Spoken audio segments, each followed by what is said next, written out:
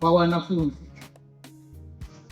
wahitimu baada ya kumaliza masomo yenu ya elimu ya kidato cha sita, napenda niwakumbushe jambo muhimu sana katika maisha yenu. Kwa mujibu wa mtaala ulioboreshwa wa elimu nchini Tanzania, mwanafunzi anayemaliza ngazi yeyote ya elimu anatakiwa awe na uwezo wa kujiajiri na kujitegemea.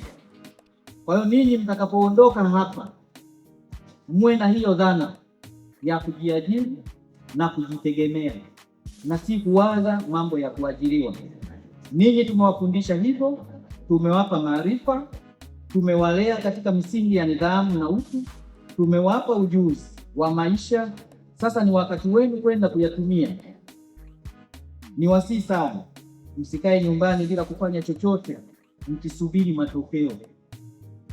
Nendeni mkatafute kazi au kujitolea katika sehemu mbalimbali kama vile viwandani, madukani, biashara ndogo ndogo katika maeneo yenu, lakini pia sehemu kubwa za kibiashara kama maeneo ya Kariakoo.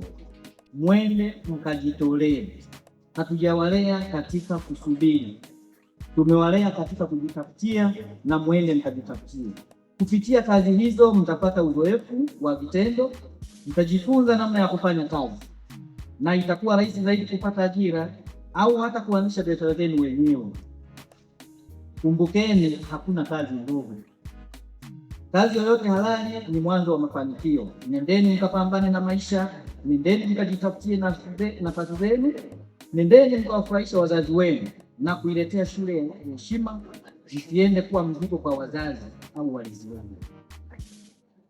Msiende kuwa mzigo kwa wazazi wenu au walezi.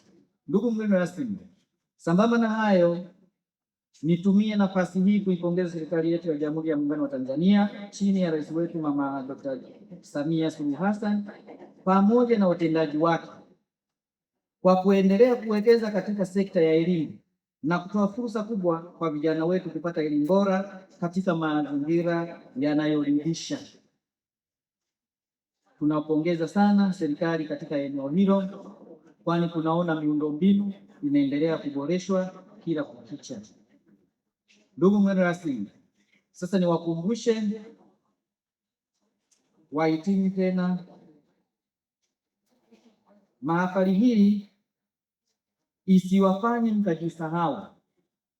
Wahitimu, isiwafanye mahafali hii mkajisahau, bado ninyi ni wanafunzi. Na hao wazazi pamoja na kuja leo kujumuika pamoja nanyi katika siku hii, wanahitaji matokeo kutoka kwenu. Wazazi wenu na sisi kama shule tunahitaji matokeo kutoka kwenu, si vinginevyo.